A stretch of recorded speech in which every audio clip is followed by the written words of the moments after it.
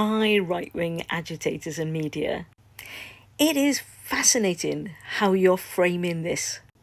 You see, the rumour about Starmer trying to block a grooming gang inquiry has been around for quite some time. Here's full fact talking about it in 2022.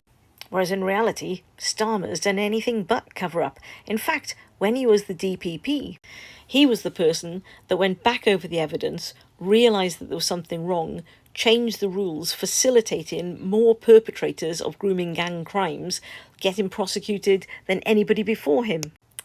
In fact, him and Nazir were actually really courageous, even when their lives were threatened for doing so. In fact, it was Nazir that came out fighting for Starmer's reputation in January when this latest debacle kicked off. In fact, contrary to doing nothing in January, Starmer ordered this audit by Casey. With Casey's vast experience in this topic, even she thought that this shouldn't be a national grooming gang inquiry at that point, but took on the audit.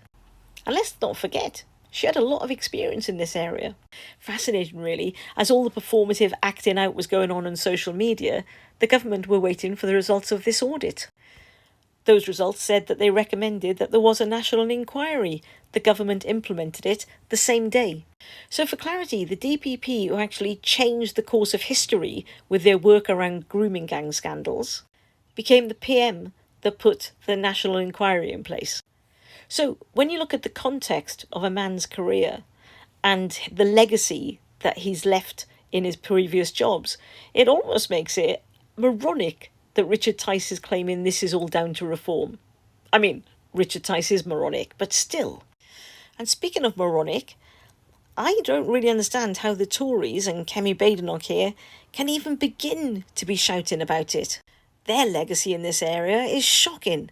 This was Boris Johnson back in 2019, saying that investigations into historical child abuse is just money spaffed up the wall. I mean, in fairness, the Tories did actually instigate this report. It's just a shame that they didn't implement any of the recommendations. So when we see headlines like this, it's probably important to remember that it's bollocks.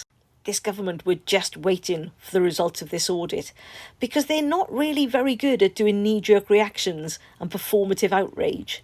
I guess they're quite methodical, like grown-ups. Anyway, good chat, as you were.